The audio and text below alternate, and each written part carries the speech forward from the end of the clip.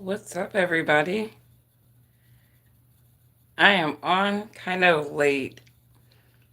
We've had this little stomach virus cycling through our house. My daughter was like yucky, over the weekend. And now I had to pick up my son from school early because now he has the bug. So, fun times in my house.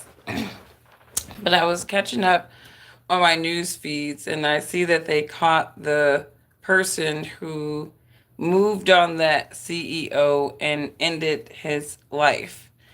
And again, it's interesting the reactions from this because you have, in terms of shock waves, like I don't think people are really shocked. The media is probably shocked because, oh, this is news. This is shocking news for us. But regular people, they're very nonchalant about this. And I was looking at a couple of blogs and you see the different reactions, and it seems like the one thing that Democrats and Republicans seem to have a consensus on is that the healthcare system sucks in this country, and that on both sides you are seeing people who really don't care about this man, you know, his life being ended. And this shakes a lot of people. I was looking at a clip of Ben Shapiro just trying to be some moral high ground demon, and he's just upset about all the people who have, said negative things about the CEO, being brutally assassinated like a dog. And, again, everybody has their right to feel about this situation how they want to. There are a lot of victims of the healthcare industry and their practices. And for some people, they just don't feel compelled to have sympathy for a lot of these people leading the charges in these different areas. And, it's almost like, asking society to feel bad about, a pedophile being 86. It's just the emotions just can't be there for a lot of people. Like me, I'd be kind of celebrating, right? There's some people in society with intent. They operate maliciously, knowingly hurting other people. They do this consciously. And yet, there are some wicked people on their moral high ground that will request of society to feel bad about these people when they are slain. And that's like the weird thing for me. It's like, how dare anybody, try to pull the moral high ground card on people in society, for some people celebrating this. Some people are nonchalant. I don't celebrate the death of other people, but in situations like this, I just really don't care. It was like TD Jakes having that stroke or wherever he had. I'm looking at an apostate having a stroke. I have zero feelings about that, right? When I heard of this man being killed, I'm like, wow, what happened? What did he do, right? I'm thinking that maybe some poor investor or somebody schemed on him, right? Well, they found the shooter. He's a cute fellow too. Like it sucks when the cute ones go crazy, but he's a cute little guy, 23 years old, and it's obvious this man was not dumb. He was very calculated. He was very well researched. This man was operating on passion and vigilantism, if you will. Like maybe he was being a martyr for all the people that have been screwed over by the healthcare industry, right? And some people are looking at this man as a hero. They're looking at this man as a martyr, right? And, everybody's entitled to feel the way that they want about that. I don't agree with people going out and doing things like that. But, at the same time, everybody has their breaking point. You think about there was a movie out, I think it was with Denzel. Somebody help me. Was it Was it John Q? What was the movie? The man, I think it was Denzel. He had a daughter. She needed a procedure. He ended up holding the hospital hostage to get the daughter the procedure. He was willing to go to jail basically so that his daughter could live, right? There are people who, they get screwed over by these insurance companies. They lose people so close to them. And I said this in my other video, for these insurance companies, they don't care that somebody is somebody's mother, son, daughter, father. They don't care about that. Everybody is just a claim to these people. They're just a claim to these people. And, when people become not people to your operation, when people become not people to your operation and they just become a number, they just become a claim, they just become like something like, you know, just something to profit from, right? You are an evil person and you deserve what you get for having that level of evil. When you profit from screwing over other people, you get what you deserve, and society does not have to feel bad about that, and that's just what it is. Society does not have to care about you at all. And I think some people find that very perplexing, but we don't have to care about you. And I think that's why a lot of these CEOs right now, I see a lot of them, they're taking down their LinkedIn profiles and their online profiles because they're afraid. They're afraid that there is another guy out there like this who is going to possibly target them, right? This guy probably gave some other people some ideas. So these people are afraid right now, rightfully so. And we pray for everybody. We really do. We pray for them to repent, to turn away from their wicked ways, right? But some people can't wait for God. I believe that vengeance belongs to the Lord. I believe that vengeance belongs to the Lord. But some people get to the point where they just can't wait for God. Maybe they don't know God well enough to be able to wait for him. Maybe they don't believe in him enough, right? And so for them, justice belongs to them. And they will go out and exercise justice according to, whatever flame of will is inside of them. This guy was operating with purpose. He was operating based off of research. You look at the guy's X profile, and he's all about healthcare. He was all about exposing the healthcare industry, exposing the corporations, right?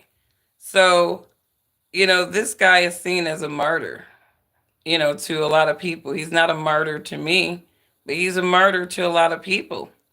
And, we just pray for these insurance people. Y'all better turn away from y'all wicked ways. Start making true on some of them policies, because people out here, they really out here. What's going on, chat? I see you. I see you. Let's see. I don't know. What is it?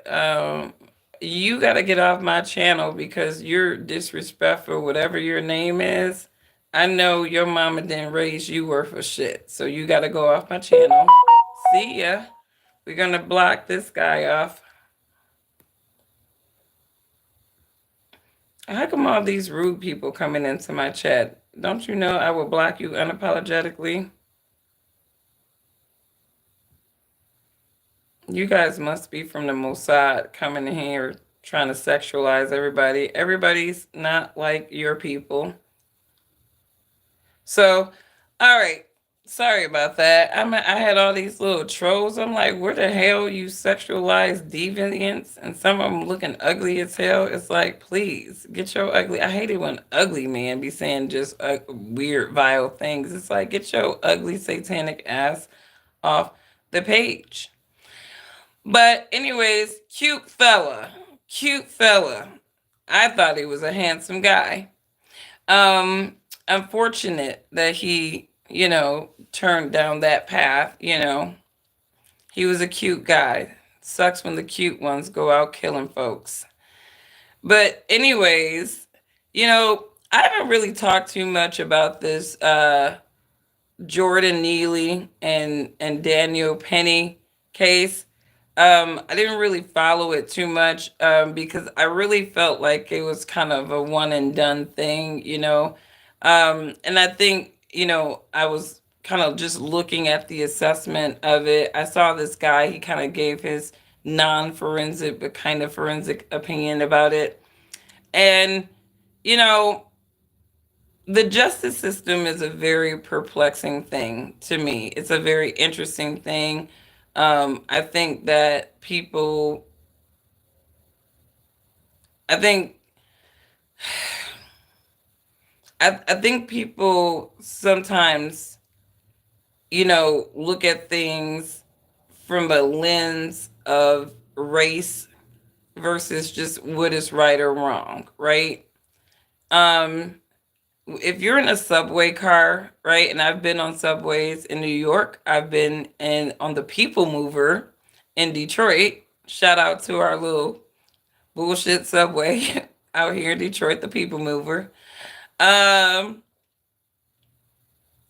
but I've seen people nutting up in some of these closed in places. Like I just remember being on a People Mover one time and there were some hostile people on the People Mover, and you just, you get to a point where you mind your business, you try not to make eye contact, right? But at the same time, there's a feeling of you feel that level of threat when you are in a closed in space and people are being irrational because you really don't know what they're going to do, right? And when they're saying certain things, it just heightens the fear and the feeling of people feeling threatened. And even though that guy was he frequently, took the subway, did his Michael Jackson thing, you can't assume that everybody knew who that guy was. And so, if I were a person on that subway and Jordan Neely was behaving in the manner that many of those other passengers said that he was acting, then I would be very grateful that, men stepped up to subdue a possible imminent threat. But what I don't understand is that you had other men chiming into that, to restrain him. And so the chokehold that he had on him, to me, I still question whether or not the duration of time that he had that chokehold was absolutely necessary. And you will have all kinds of professional people try to argue that it was.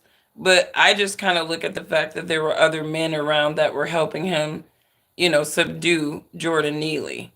And so, it's an unfortunate situation. They kind of went through the background of this young man, and it's tragic. They said that he definitely had issues with mental health or mental health. It looked like when his mom died, that really was the catalyst to him just not having a mental balance in his brain. And what was really just astonishing is that, this particular person had at least 42 different criminal encounters, many of them being assault and battery. Some people seriously injured by this young man.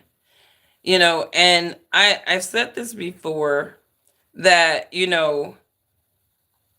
I feel bad for people who have unreconciled issues, right? Um, and we definitely should have institutions and places for people like that, especially if they are a reoccurring threat to themselves and other people. This particular guy has did have a track record of being a threat to other people. And so what is a society to do?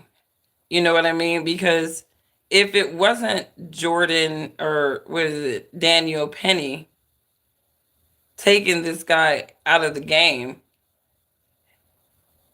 it was going to be somebody else. And I don't think it mattered what color that person was, it was going to be somebody else. Because when you have mentally ill people running the streets with no mitigation of their illness, they are an imminent threat to themselves and other people. There's just no way around it. It's just no way around it. So, as tragic as this situation was, I question, you know, I mean, I don't understand why the verdict and the outcome was the way it was, because I think that when they talking about 15 minutes of somebody in a chokehold and there were other people around that was helping restrain and neutralize the threat, um I just don't know if I agree with it. But the justice system is weird, and they politicize these cases anyway. So he wasn't impersonating Michael Jackson on the subway, but that was like his thing, though, right? Like he was that was kind of a way for him to cope, right? Do his thing, have some attention, feel like some kind of meaning or value in society doing a Michael Jackson impersonation. That was like his thing, right? Anyone with common sense knows he did not have to hold him that tightly for over 6 minutes. That's what I am saying. I question, him subduing him in that manner. Was that really necessary? Again, considering the fact that there were other people around helping to restrain the guy. And then at what point was Jordan given the opportunity to kind of calm down and, kind of compose himself? There was no opportunity there. They just felt like, oh, we need to restrain you because you're being irrational. And, we're going to wait for the police to come and get you. But theoretically, there was not really a crime going on. This guy was just spazzing out. It seems like he was just spazzing out.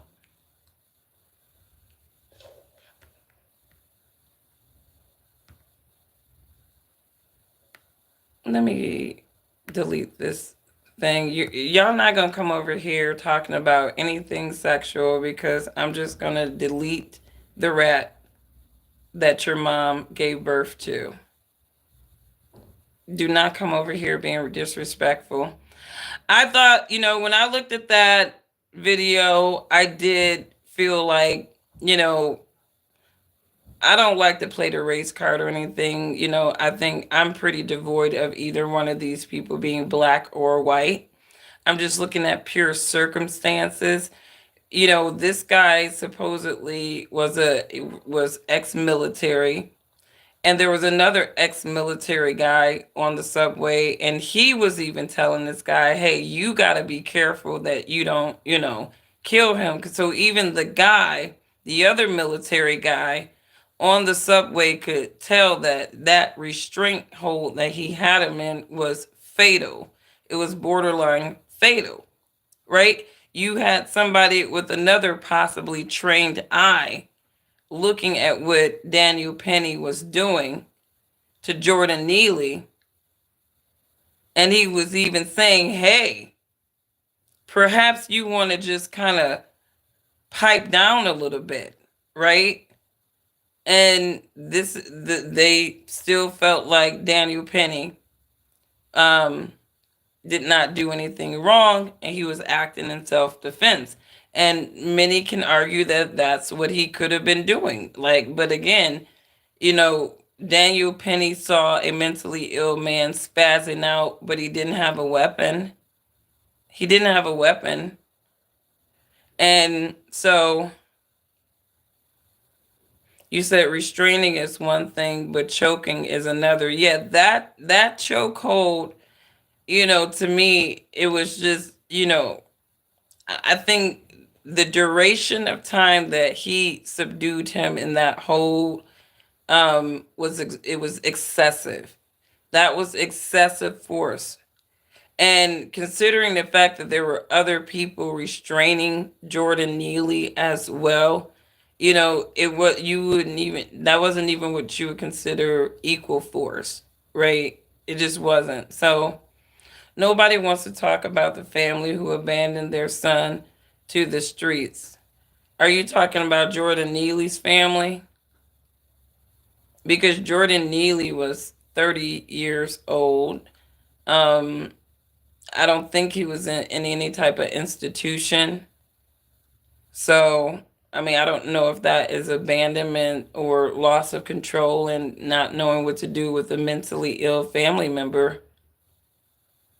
So, I mean, it's a tragedy all the way around, right? But that, I mean, it's just a human tragedy, you know?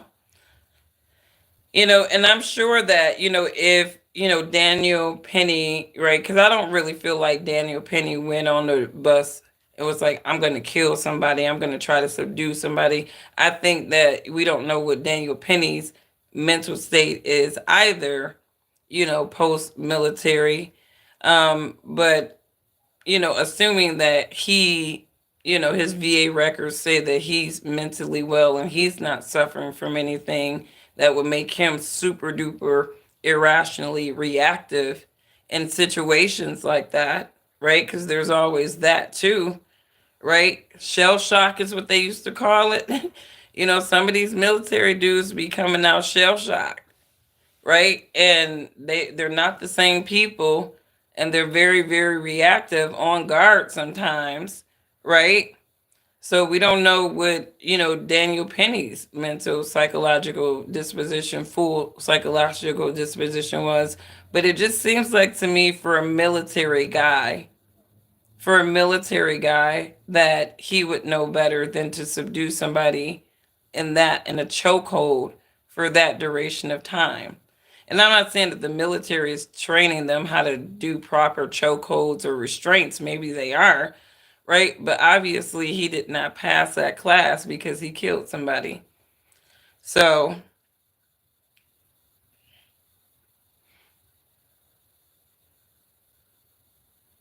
you're right. I mean, and again, this is all of these cases, open a door to bigger conversation about how neglected some of these people with extreme demonstrated mental illness really are. You know what I mean? And because you can't predict what they are going to do, what they're going to do, I don't blame Daniel Penny, right?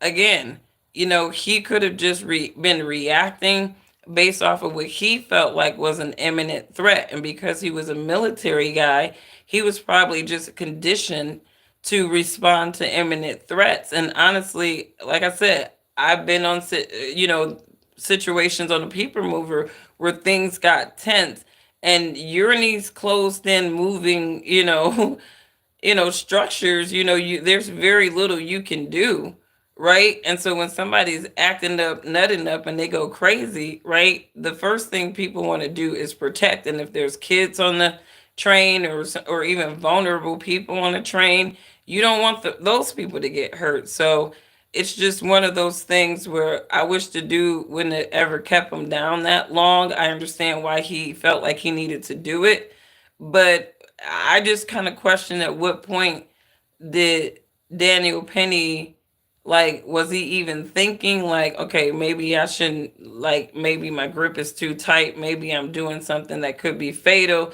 Like, at what point, did he ever think about anything like trying to make sure that he subdued this guy safely? Like, safety first, right? Did he, like, I'm trying to figure out, did any of that ever go through his mind? That dude was on drugs. You shouldn't be able to assault people on the train and walk around, nobody standing up to you. I guess what I'm trying to figure out is, did he assault somebody on the train in that particular instance, or was he just spazzing out?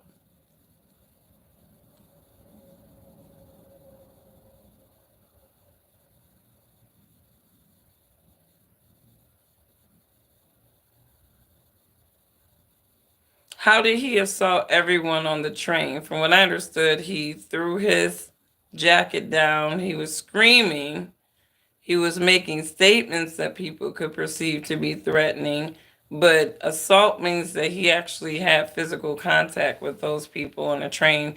Did he have physical contact with other people on a train before Daniel Penny decided that he needed to subdue him?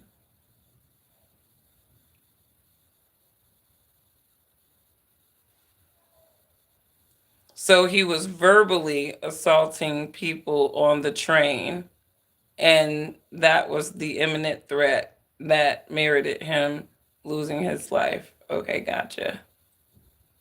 Gotcha, gotcha, gotcha.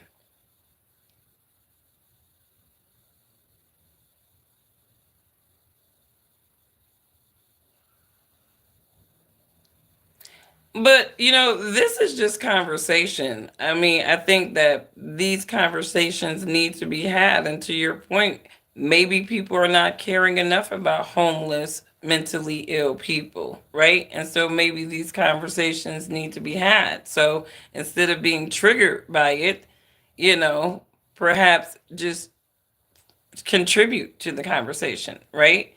If you're just so, in your feelings that he was a homeless guy with mental illness that none of his people cared about until he got killed. You know what I mean? But it's sad. It's a sad situation. I hope that people don't, I don't really support, the whole BLM movement on this, because it was just one of those situations where it wasn't about black versus white. It just happened to be a white guy who decided to restrain a black guy and kill him. But I don't think that this was like some coordinated, we're going to kill this particular guy to piss off the black folks. I don't think it was that at all. Um, but I still think the outcome is very interesting, and maybe he's just doing time served. I don't know, but the outcome is interesting. I think he restrained that man too long. I once tried. We don't do. What are you talking about? This diddly stuff messed up. You know what? Maybe he was on some drug that made him spaz out like that. They doing all kinds of crazy stuff with these drugs, lacing it with fentanyl. I mean, so maybe people got to understand that getting in someone's face is an invasion of personal space. So what would you do? Roll over to just someone? No, of course not. Of course not. You would do what you need to defend your space, right? And like I said, like, I'm not saying that what Daniel Penny did, his reaction, what it was wrong. I'm saying that, did he have to hold that guy down so long? And if he was a military guy who was trained in some level of tactical combat or restraint, at what point, did he think about subduing this guy safely where he didn't have to lose his life? I mean, to me, I still think that Daniel Penny was negligent. I still think that he was negligent. You know, I don't think this is a race card. The judicial system will make it about racism because it is a racist ass system and it's a bias ass system. But I don't think that this particular situation is about racism at all. So we shall see. Did you guys hear about? I talked about Jay Z earlier. YouTube is suppressing my chat big time on that one. I don't even think it's popped up on that one.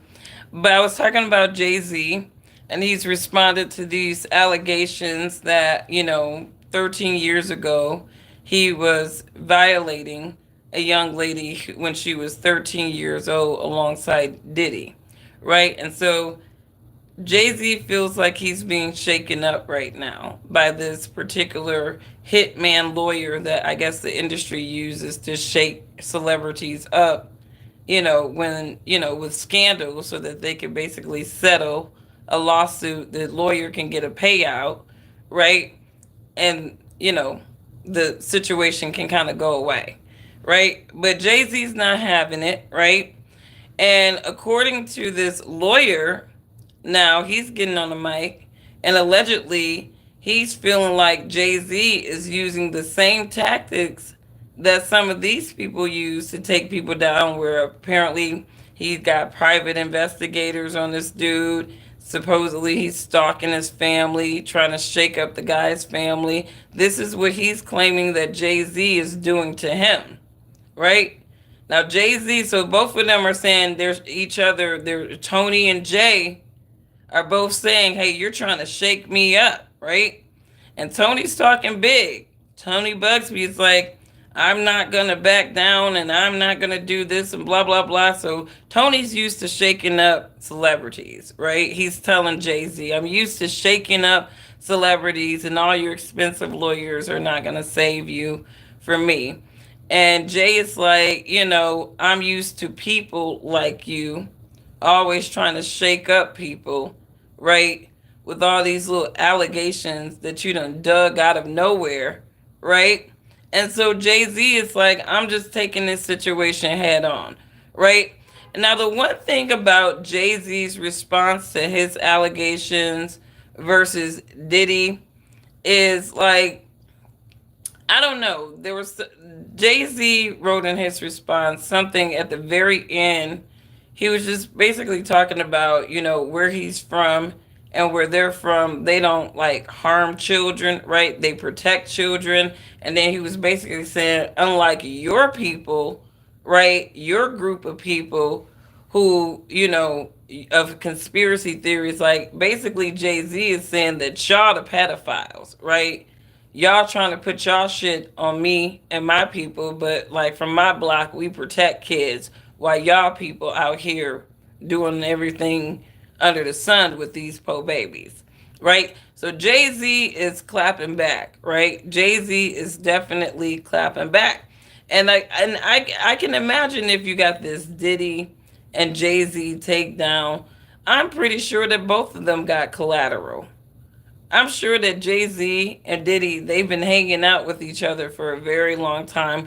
I'm pretty sure that both of them got collateral on some very high profile people, right? So we might see, forget Jeffrey Epstein, because they're going to hide those people until the end.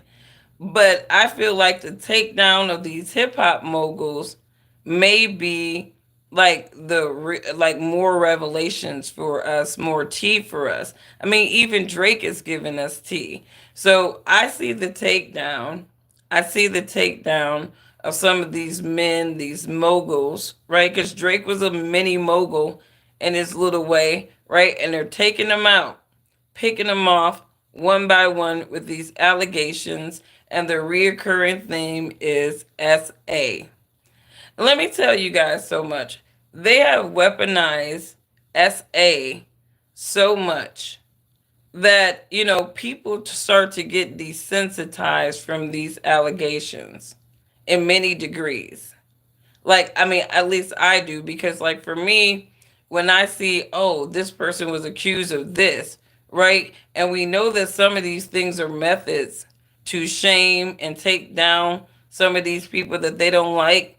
Like, if you want to take a man down, just say that he essayed a woman or did something egregious like evil file, right? And that's the best way to take them out of the game, right? So if you're trying to take down these powerful men, you're going to need to take them down with stuff that people in society think are absolutely egregious, right? Like hurting, harming women and children, right? And so I noticed the trend of these takedowns. I mean, I'm not saying that any of these people are innocent. I'm not saying that Diddy is innocent. I'm not saying that Jay-Z is innocent. I'm just saying that the patterns don't lie. Yeah, what is done in the dark will eventually come to the light. And I think that, this is a very interesting time in human history on so many different levels. Because I think that even the influence machines, you said, sounds like Israel is turning on Jay-Z. Who knows? I'm pretty sure the Mossad was empowering a lot of them folks or whatever to be as durable in the industry that they run as much as they have been. But obviously they tired of paying these folks because look at it, Diddy, they taking Diddy down, they going after Jay, and if they going after Jay, eventually it's gonna creep into Beyonce. Because listen to what this woman is saying. That the allegations is Jane Doe supposedly is saying that it was Diddy, Jay, and a very high profile woman. And that only leads us to believe that that high profile woman might have been Beyonce, right? So Beyonce is scrambling. I feel like she's probably scrambling to figure out how she can sort of and who knows? I mean, Beyonce could be still team Jay-Z to the end. Jay-Z, I mean, Beyonce could be a ride or die to the end when it comes to that man. So who knows? People are always quick to think that Beyonce is going to turn on Jay. And they always have these little stories about Beyonce's a slave to Jay-Z. I think that they working with the same demons, the same devils, and the same promises, and it obviously eats people alive. That's why sometimes Beyonce just be looking just in the days, like out there. They worship, is that an owl? Beyonce has power by witchcraft. Well, she do be worshiping, she worshiping all them, what did Jaguar Wright said that Beyonce is a witch, and Jaguar Wright said that she knows that Beyonce is a witch because she herself is a damn witch, right? So you got to be watching these witches, right? These folks. And the thing is with, Jaguar Wright, you know, is that I do personally believe that she does practice witchcraft. She does practice divinations, and she's asking to see certain things. She's been a part of a lot of things, I do believe, but I do think that she is entreating forces, and she's asking to see certain things, you know what I mean? you know and again, there's a difference between people who are practicing divinations to tap into spirits and those who pray. Okay? Prayer and divination are not the same things. They're just not. And when you're practicing divinations, you don't really know what you're entreating. You don't know what you're entreating. You're not specifically talking, you're not specifying who or what you're entreating most of the times. So a lot of times people get consumed with these wicked spirits that, may grant them whatever they want in life, but it's like Hellraiser. Anybody ever see the Hellraiser movies? Right? Remember that one Hellraiser where the guy he asked, he was granted like wishes, and then everything that he was granted literally turned to shit. And that's kind of how the devil works, right? All these people have been writing on this, the blessings of the devil, right?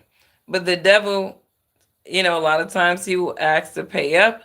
If these humans think that they are way too powerful or beyond the devil or these little wicked demons that they are worshiping and empowering them, those demons are basically show them. So obviously, Jay-Z and Diddy have pissed off their little demons, right? Because their demons are turning on them. Their demons are turning on them. Everything is speculative at this point and nothing is concrete. Joseph, no shit. Joseph just said something profound, everybody. No shit. Yep. But you said she wrote a pale horse. Yeah, Beyonce, she was doing a lot of that biblical symbolism too, but you know the devil loved mocking God. Like I don't listen to Beyonce. I've never been like a diehard fan of Beyonce. I think once upon a time during the Destiny's Child days, and even when Beyonce kind of went solo, but I mean, we were kind of programmed to hate Beyonce, you know, my generation when Destiny Child broke up. Like they gave us all the reasons that we needed not to really care for Beyonce. So even when she went solo, we were still thinking about the other brown skinned girls that they were elevating. They were making them brown skinned girls tan, according to some members of Destiny's Child, so that Beyonce could be the lightest one in the group. I feel like Destiny's Child was just Destiny's Child, like the child, and Destiny's Child was Beyonce.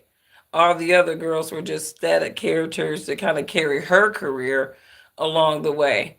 You know what I mean? And that's exactly what happened. You know what I mean? Beyonce and Solange got some powerful demons. They're sisters, so they're probably working in union with some bullshit.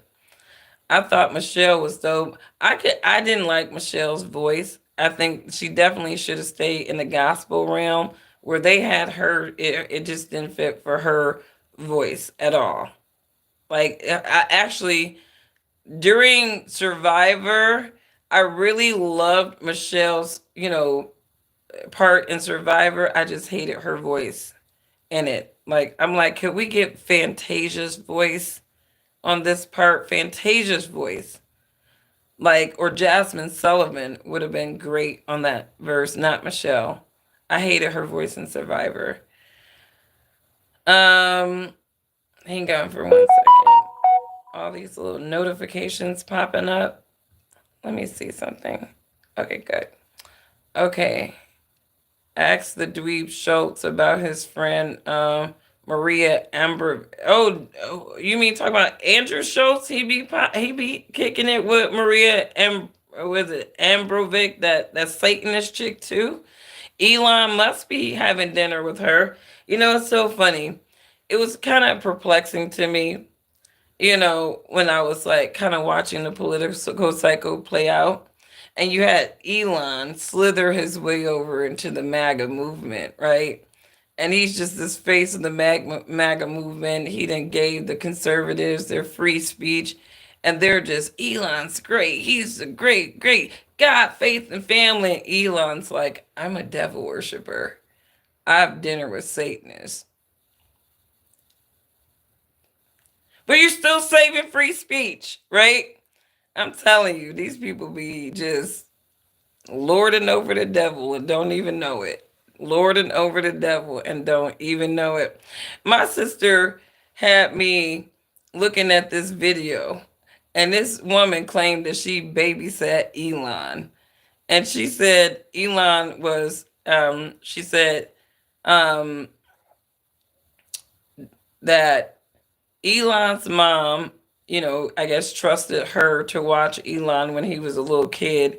And she talking about that Elon opened up a space portal. And she was like, and I went in there, and she talking about his eyes was all black like some poltergeist shit. And he was getting sucked into the portal. So she grabbed him. And she said when he looked at her, his eyes was black. She was making it seem like Elon was a real Damien Thorn, like insane. Elon gonna get that CEO treatment. You know, here's the thing. Elon definitely his I think that his popularity, and especially him being so popular, and he's a champion for the conservative position too. You know, I definitely see and I'm already seeing the liberals trying to play with this company. You have companies, you have Rachel Maddow suggesting that the U.S. government divorce, you know, having contracts with Elon or divorcing Elon from his companies. And I'm like, what in the Atlas Shrug is Rachel talking about? You talking about taking a man's companies? Like these people do not lose very well. Like when they lose, it's like they be looking for somebody to destroy. And it's like, man, y'all need God in y'all life. They just got the devil in him. He looked like an alien. You talking about Elon? I ain't gonna talk about the man, right? Because don't he got the little Aspergers or whatnot? So I ain't gonna talk about what he looked like. You know, but she did say that Elon opened up a portal though, and it's kind of weird that he is hanging out with that Maria chick. They're doing like the little human. They got like literally these people would have dinners with simulated human body parts and they're eating it. Like, I mean, and if that's what these people down with, that's what you're down with. Like, it's obviously to me, it's looking mad ritual. It's looking mad ritual. So yeah, you said the truth shall set you free. Well, I agree with you, Joseph. I agree with you, Joseph. We will see. We will definitely see how a lot of these people are. I think that a lot of these people are double talking demons. So I don't put my faith or trust in none of these folks, because I feel like they talk sideways. Sometimes what did Otis Huxley say? We amuse ourselves to death. We amuse ourselves to death. And I think George Orwell probably echoed that. You know what I mean? It's something about that George Orwell, that Huxley, and that Ayn Rand. What did they know that we didn't know? Were they part of the cabal and they just got out and had a higher morality to tell us the truth? What was it about those people? And they say they're all crazy too, right? And I always go back, and this is me. Anybody that the liberal so called scholars deemed as mentally ill or erratic, I always go back and read these people. And you know what I find? Those people were speaking common sense. Why is it that the people who were speaking common sense in history, not only were they suppressed because you got to find them, right? But they were all like labeled mentally ill or something like that. Those people love putting their shit on other people when they can't, rebut a point or real truth. It's insane to me. You said Roman circuses. That's basically what it all is. And speaking of Rome, that shooter of that CEO also was comparing America to Rome, right? And just I guess he was looking at it from how this nation has degraded in moral values and compasses, where we would allow a healthcare machine, right, to screw over people to the degree that they do, at the profit of of other people, right? And that's just, I think that's the saddest reality that I think this shooting is revealing to people, kind of, is that we've been desensitized from so many coordinations against our well-being. We've been desensitized from, all these coordination, just that usurp our life, liberty, and pursuit of happiness, right? They're short squeezing people out of their livelihood. When you think about somebody who's saved for retirement, for example, and then you realize that, almost half of their retirement expenses for many people are going to go towards their health care, right?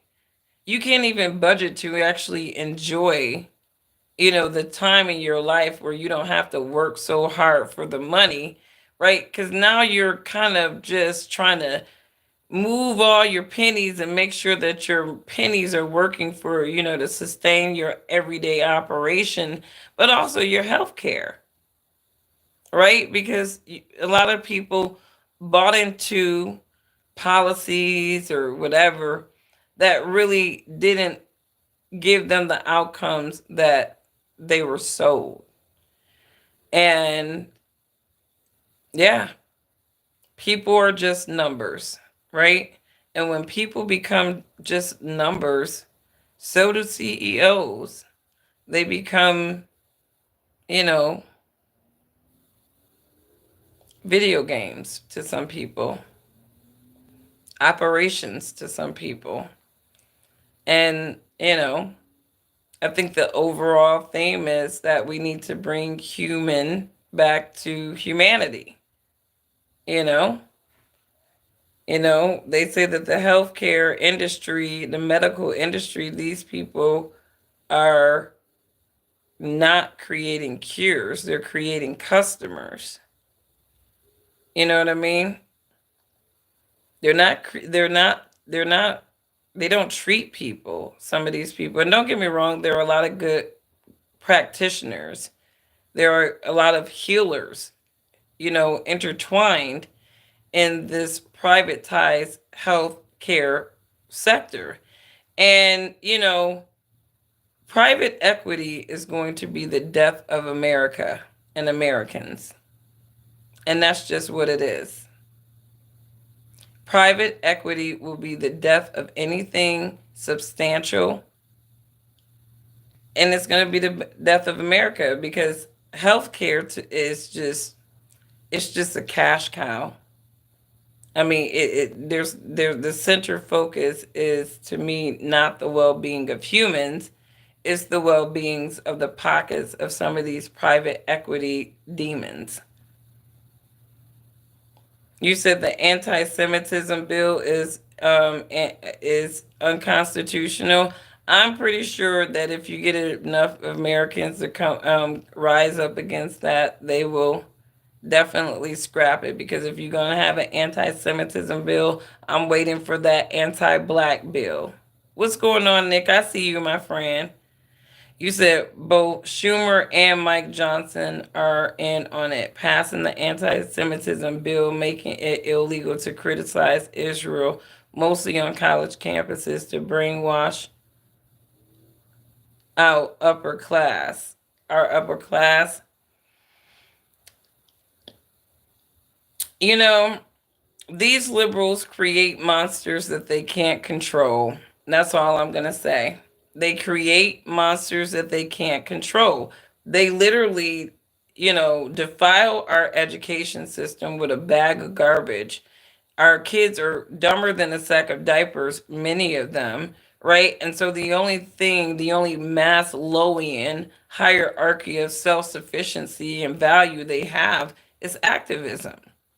And when you start creating societies of activists, right, and that's what you're programming people to be, guess what?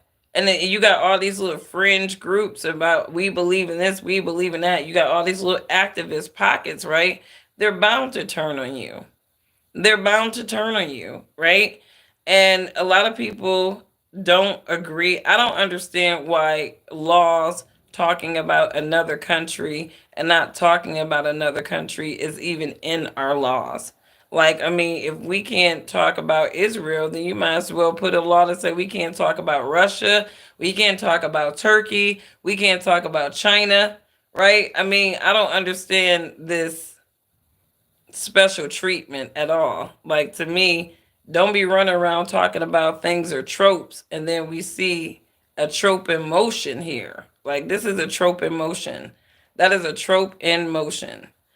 Hi, Angie from Costa Rica. What's going on, Costa Rica? We see you, right? But it's like you cannot be running around talking about everything is a trope and then you're making the tropes come alive with all the things that you're doing, right? Like Andrew Schultz had the nerve to fix his lips to say, well, I don't think that, and this is in connection to the black woman, like we shouldn't be able to just protect like one special group. I don't think that we should not be able to just talk about one group, right? Keep that same energy, right? Keep that same energy, right? Because y'all want to be able to talk about black women like a dog, right? And you don't think we should be protected, right? We need to get out of our feelings, right? Right? We're playing the victim, right? But guess who don't got no damn laws talking about you can't talk about us. Not us. Not us. And that's just what it is, right? I don't agree with that anti Semitism law at all, or I just really don't. It usurps the Constitution 100%, and I don't believe that any group in this nation is more superior than another, and therefore they shouldn't have laws. All the laws should apply to everybody indiscriminately. Like, so really, we should just have an anti hate crime bill. Like, it is illegal to do X, Y, and Z to any group in this nation, regardless of their race, color, or religious domination, right? Like, but you know, you know, I'm not even about to go there because then I start being accused of being anti Semitic and all that other jazz. But it is what it is. I'm not anti anything. That just don't make no damn sense. Right? And in the United States, we should not have laws protecting, penalizing our citizens for talking about a whole other damn country overseas in the Middle East. Like, don't make no damn sense. There is already a hate crime bill. There's an Asian hate crime bill. They just be saying shit. You know what I mean? Just make an anti-hate crime bill and define what hate is, right? If your actions are motivated like that, but even still, hate is subjective, right? Some of the stuff that they do and just don't make no fucking sense. You know what I mean? Because a fact is a fact. And the fact can't be racist or anti Semitic, and it is what it is, right? If there's a reoccurring pattern of something, right? Don't be sitting up there talking about you threatened that everybody see the pattern. Just fix the damn pattern. It's a problem with your people because other people are seeing the pattern. That's my whole thing. It's kind of weird. I don't like the way this nation operate at all. And then people be just running around just acting like victims when they really the villains. Even the Native Americans don't have a hate crime bill. It's like, but who really attacking the Native Americans? Right? I mean, I don't really, I mean, I'm talking about in modern America, who is attacking Native Americans? The private equity firms? They're probably the biggest threat to everybody in this damn country, or the private equity people. They taking over nursing homes, right? Yeah, racism is like, when I think about, like, racism is an issue among the people from a social standpoint, but like the biggest issue in America is private equity firms. They will destroy a good thing every time. They're like, they're like buying a lemon, right? Right? They will squeeze you out of everything. They will squeeze you. And then your company is nothing. And that's why, it doesn't pay to sell out, right? Just be happy with what your business is doing, right? Don't try to be a rich man. Don't try to be rich too fast. Because I'm telling you, these people come in and they fuck up your shit. Literally. They did it to Perry Drugstore, right? They did it to Arbor Drugstore. These were family owned businesses doing well for years before these firms got their claws, their talons on them, and basically ripped the quality away, rearranged, reorganized everything, took everything that was quality about these businesses away, and now they're nothing. We got Rite Aids closing left and right in the Midwest, and they started here, Perry Drugstore. You know what I mean? It's sad. Just look at how all these companies taken out of the game just over the decades, right? I like over the decades just taken out of the game. I literally, like, I look at Ace Hardware stores and I be like, dang, y'all still standing? I gotta give my local Ace Hardware some love. I find every excuse I can to go up in there and just buy some stuff because it's like, shoot, Ace Hardware got my respects. They got my respects. They are still standing. Shout out to the Ace Hardware stores. I love my Ace Hardware store. I just like the staff. They good people. Yeah, the government does not care. Yeah, we're supposed to be an anti-monopoly nation, but we see how that has worked out over the decades. These people have came, they have infiltrated this nation, and they have bought out everything that is quality, have destroyed the quality of this nation. And, and we're scraping by. It's gonna get back to the days where we're gonna have to get back to brick and mortar. We're gonna have to get back to the basics. We're gonna have to get back to the basics. Yeah. Hunter had a fat bag, and those females he was um Hunter Biden. Yeah, well, you know, I don't even want to talk about Hunter Biden. That's the real white privilege, you guys. Okay? White privilege boils down to having a daddy named Joe Biden or someone of the kind. Not all white people are privileged in America. I promise you. Just look at cops. Let's say you say he doesn't care about the American people, just immigrants. I don't even think he care about the immigrants. He just probably care about all them kids so that they can have more victims in their pedophile rings, and they can have more people, more little collateral to set people up. You know, I thought Walgreens bought Rite Aid. I think Walgreens, if I'm not mistaken, I thought that all the stores were closing and Walgreens bought the Rite Aid pharmacy. Yeah, I thought that they bought the pharmacy, not the retail part of the store. Those were closing.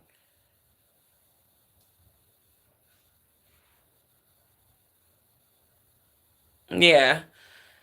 But this is sad, y'all. Sad world that we live in. You got people celebrating the deaths of CEOs from insurance companies. Somehow I don't find it in my soul to think that those people are evil. But the death of this CEO has brought Democrats and Republicans together on a single issue. They hate how the healthcare and insurance agencies are run in this country, and that is the tie that binds. So the next candidate after Donald Trump that runs for president, right? You have an issue that many Americans can agree on, and it is your job to figure out how you're going to resolve that issue and make it make sense for everyone who is impacted by that issue, right? Otherwise, we don't want to hear about what you're talking about. We don't care about your gender issues. We don't care about your race issue. Let's talk about mitigating these insurance companies and how they're screwing people over to the point where people are just, they're snapping, right? Instead of these insurance companies deleting their LinkedIn, these CEOs don't deleting their LinkedIn profiles and getting all scared. Don't be scared. Change your ways. Repent. Turn away from your evil ways and make sure that your people, not the people at the top who are profiting, but the people who really are trusting you to ensure that they are going to have access to care when they need it, that you're going to come through with your policy promises. So, you know, we're going to pray for everybody. We're going to pray for everybody. And I am, how long I've been on here? For over an hour. Shout out to Info Warrior. I see you. Shout out to Ghetto Planet. What's going on? Thank you guys so much for keeping the chat clean. We had to get rid of a few people. We don't do disrespectful over here. We don't do none of that sexualized stuff over here. We have adult conversations, right? And if you are down with having adult conversations, right, we can do that. But when you start trolling and doing all that crazy stuff, we got to get you out of here. We got to block you from this channel. So y'all be blessed, right? Love your neighbor as yourself, right? Don't be that CEO. Don't specialize in screwing people over, right? Because again, I talked about this yesterday. All right, Ecclesiastes 7:1. A good name is better than precious ointment, and the day of death than the day of birth. So dying with a good name means that you have to be a good person in your life, right? And when you're a good person in life, people will mourn you. People will want to celebrate the good things that you did in life. But when you are a terrible, backstabbing, slimy, demonic person, right? People are going to celebrate you're not being here anymore. And that's what people are doing with the CEO. So, you guys have a wonderful day. Be good people so that people aren't celebrating your death. Bye.